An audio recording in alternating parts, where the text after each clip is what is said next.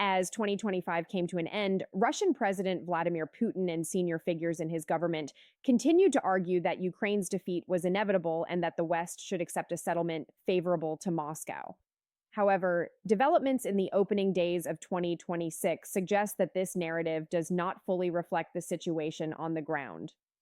During the first week of January 2026, Ukraine demonstrated an increased ability to strike military-linked targets deep inside Russian territory. According to multiple open source and media reports, Ukrainian long-range drones carried out a coordinated series of overnight attacks on January 6th, targeting infrastructure believed to support Russia's war effort. One of the locations reportedly affected was the city of Penza, situated approximately 400 miles southeast of Moscow. Residents reported a series of explosions during the night that were strong enough to rattle buildings across the city. Importantly, there were no indications that residential areas were targeted. The defense-focused outlet Militarnyi reported that local residents stated the drones struck the territory of several industrial enterprises that may be connected to Russia's military supply chain. In total, residents reported hearing approximately 10 explosions. One short video circulating online captures the sound of a powerful blast in the distance, though it does not show visible flames or impacts. Additional eyewitness accounts cited by Militarnyi described bright flashes in the sky, particularly over the eastern part of the city, as well as the sound of drones shortly before the explosions.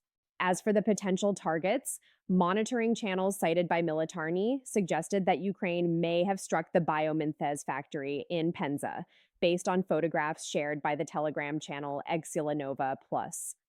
Other reports indicate possible strikes on a local bearing factory and on a facility known as GATP2 Penza.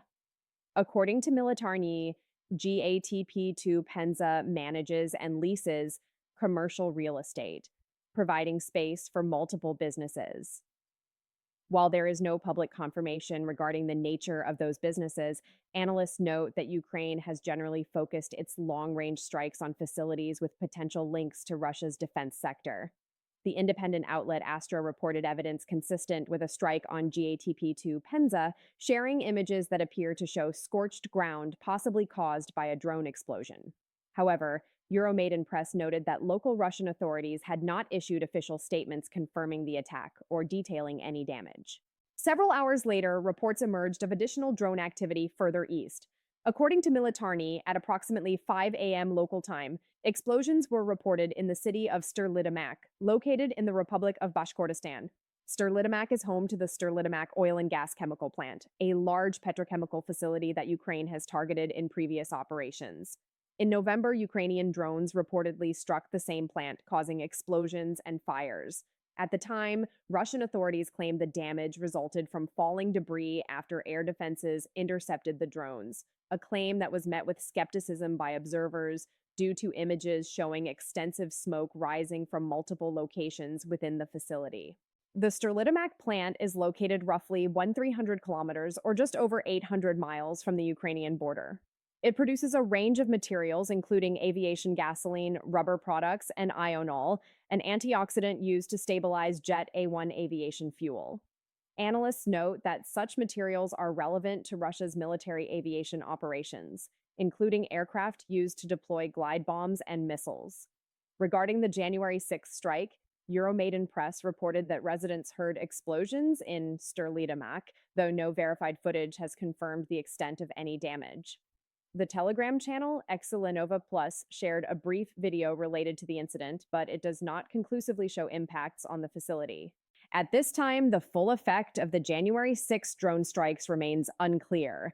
However, taken together, the incidents highlight Ukraine's continued ability to conduct long-range operations against targets deep within Russian territory, despite ongoing claims from Moscow regarding Ukraine's diminishing military capacity. The video shared in connection with the reported strike in Stерлitamak offers limited visual detail. It shows a stationary view of a local street with no visible damage or flames. The only indication of a strike is the sound of a powerful explosion heard in the distance. As such, while the footage does not confirm direct damage to the facility, it does indicate the presence of Ukrainian drones in the area. Even if the Stерлitamak plant itself was not hit during this latest operation, Analysts note that Ukraine's intent appears consistent with previous actions. According to multiple observers, Ukraine has focused its long-range strikes on infrastructure that may support Russia's military supply chain. Reports indicate that the overnight drone activity extended beyond Bashkortostan. In its January 6th reporting, Militarnyi stated that Ukrainian drones were also detected over Russia's Kostroma region. According to the outlet, one of the targets was the 100th arsenal of the Main Missile and Artillery Directorate, commonly referred to as GRAU. Initial indications suggest that this strike was successful.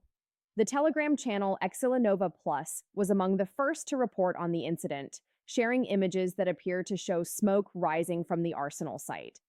In its post, Exilanova Plus stated that the 100th GRAU arsenal in the city of Nea, Kostroma region, had been successfully attacked. The outlet added that there had initially been uncertainty regarding the extent of the damage as explosions were reportedly heard throughout the night. However, according to Exilanova Plus, the regional governor later confirmed the evacuation of residents from areas closest to the arsenal. The channel also noted that this was not the first Ukrainian strike on the facility, but suggested it may have been among the most effective. Further confirmation came from Ukraine's General Staff of the Armed Forces. In a Facebook post, which included an image showing smoke from a fire at the site, the General Staff stated that the goal is hit. The statement also outlined the significance of the target, describing the 100th GRAU arsenal as a long-term ammunition storage complex within Russia's military logistics system. According to the General Staff, the facility is responsible for the accounting, maintenance, storage, and preparation for distribution of artillery ammunition, as well as tactical and operational tactical missiles used by Russia's ground forces, airborne units, and other military formations. In practical terms, analysts explain that facilities such as the Kostroma arsenal serve as key distribution hubs for ammunition destined for frontline units.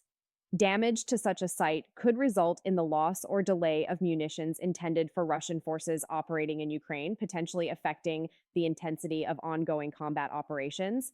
The Kyiv Independent also reported on the strike, stating that it was carried out by the Alpha unit of Ukraine's security service, known as the SBU. According to an SBU source cited by the outlet, the initial drone strike triggered additional secondary explosions caused by stored ammunition detonating. The source stated that these explosions continued throughout the night. The Kostroma strike was notable not only for its apparent impact, but also for the distance involved. As reported, Ukrainian drones traveled approximately 900 kilometers, or nearly 560 miles, to reach the target. Analysts note that such operations have been made possible by Ukraine's continued development of long-range drone capabilities over recent years. According to the same January 6th report by the Kyiv Independent, Ukrainian drone operations did not end there. The outlet reported that the SBU's Alpha unit also carried out a strike in Russia's Lipetsk region. Lipetsk lies south of Moscow and approximately 250 kilometers, or about 155 miles, from the Ukrainian border. According to the Kyiv Independent, the target in this case was a large oil facility located in the city of Usman. Public statements from Russian officials appear to support that an industrial site was affected. On the morning of January 6th, Lipetsk Regional Governor Igor Artamonov confirmed that a fire had broken out at what he described as an industrial facility in Usman. Subsequently, the Usman Municipal Administration clarified that the affected site was an oil facility, reporting that firefighters were still working to contain the blaze later that afternoon. Additional confirmation came from Ukraine's General Staff, which stated on Facebook that as part of efforts to reduce Russia's military economic capacity, Ukrainian defense forces ignited a fire at the Gurkhan Plus oil base near the settlement of Streletsky Farms in the Lipetsk region. The General Staff reported that explosions were recorded and that a fire broke out, while noting that damage assessments were still ongoing. UA Wire also reported on the Lipetsk strike, citing Governor Artamonov as saying that no casualties were reported at the site. The outlet further noted that Russia's defense ministry claimed its air defenses intercepted or destroyed 129 Ukrainian drones over Russian territory during the night of January 6th. The ministry did not address reports of fires or explosions at multiple locations. According to Euromaidan Press, Lipetsk Regional Governor Igor Artamonov later stated that the damage in Lipetsk was caused by what he described as the fall of a drone. That assessment aligns with the available footage.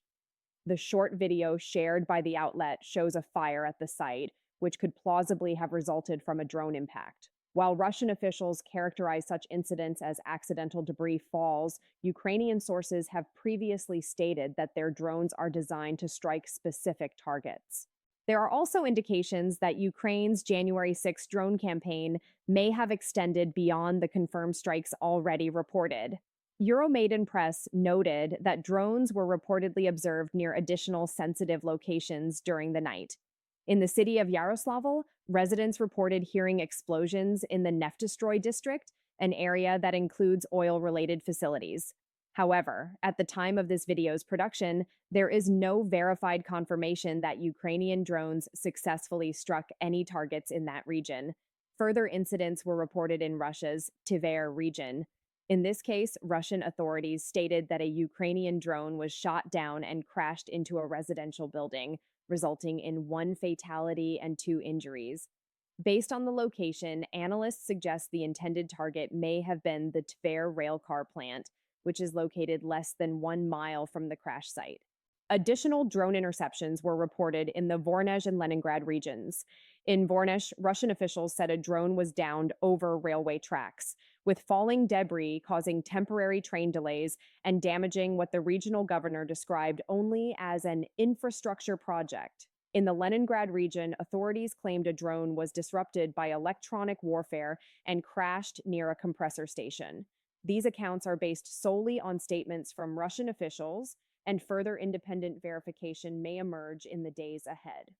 Taken together, January 6th marked an active night for both Ukrainian drone operations and Russian air defenses. While Russian officials have suggested that such activity will subside, recent reporting indicates that Ukraine's long-range strike campaign is ongoing. January 6th was not an isolated incident. Ukraine has conducted long-range drone attacks consistently since the beginning of 2026. On January 4th, Reuters reported that Ukraine had launched drone strikes against Russia every day of the year up to that point. The report noted that Moscow itself had been among the targets, suggesting a shift from earlier patterns in which the Russian capital was typically struck on symbolic dates. According to Reuters, these near-daily strikes have resulted in airport closures in Moscow and damage to military and energy-related facilities elsewhere in Russia.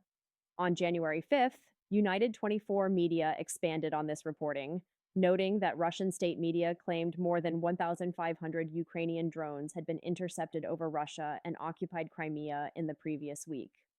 While these figures cannot be independently verified, the outlet noted that they indicate an increase in the frequency of Ukrainian long-range operations.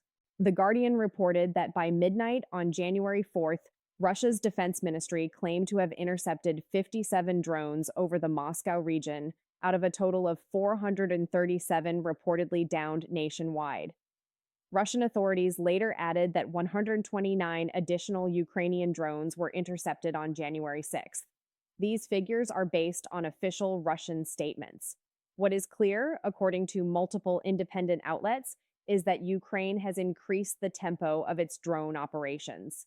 Analysts describe this as an expansion of a long-range strategy that began in 2024, developed further in 2025, and appears to be accelerating in 2026. The stated objective of these strikes, according to Ukrainian officials, is to disrupt military logistics, degrade energy infrastructure, and impose economic costs on Russia. On January 5th, the New Voice of Ukraine reported that Ukrainian intelligence officials believe Russia is approaching a recession that could begin before July 2026, and that such an outcome may be difficult to prevent. These assessments reflect Ukrainian analysis and have not been independently verified. Ukraine's ability to sustain this level of activity appears to be supported by increased domestic weapons production. Throughout 2025, Ukraine expanded its long-range drone manufacturing capacity. According to Le Monde, one manufacturer, Firepoint, is producing FP1 drones at a rate exceeding 2,000 units per month. The outlet reported that each drone costs approximately $47,000 or about $55,000 and has a range of up to 1,400 kilometers or roughly 870 miles. At that production rate, FP1 drones alone could theoretically support dozens of launches per day before accounting for other drone models. Ukraine has also increased production of domestically manufactured long range missiles. In a December 18th report, the BBC stated that Ukraine is ramping up production of the Flamingo cruise missile, another Firepoint project, and that most of Ukraine's long range missile inventory is now domestically produced. In addition, Ukraine is expected to receive US made extended range attack munition, or ERAM missiles. In August 2025, the United States approved a possible foreign military sale of up to 3,350 ERAM missiles valued at approximately $825 million, or about $246,000 per missile. By comparison, the Center for Strategic and International Studies estimates that a single Tomahawk missile costs roughly $2.2 million.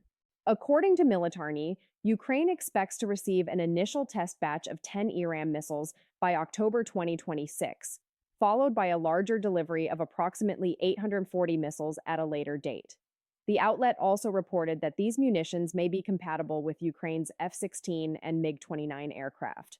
While it remains uncertain whether Ukraine can maintain daily long-range strikes throughout 2026, available production figures suggest that sustained operations are increasingly feasible. The BBC reported that Ukraine's commander-in-chief, Oleksandr Syrsky, stated that Ukrainian deep strikes in 2025 caused an estimated $21.5 billion in damage to Russia's economy. Ukrainian officials and analysts suggest that the scale of operations seen in early 2026 could exceed that figure. The events of January 6th provide a snapshot of how Ukraine's long-range strike capabilities continue to evolve. As additional systems and platforms come online in 2026, including potential aircraft and air defense assets, the scope and impact of these operations may continue to expand.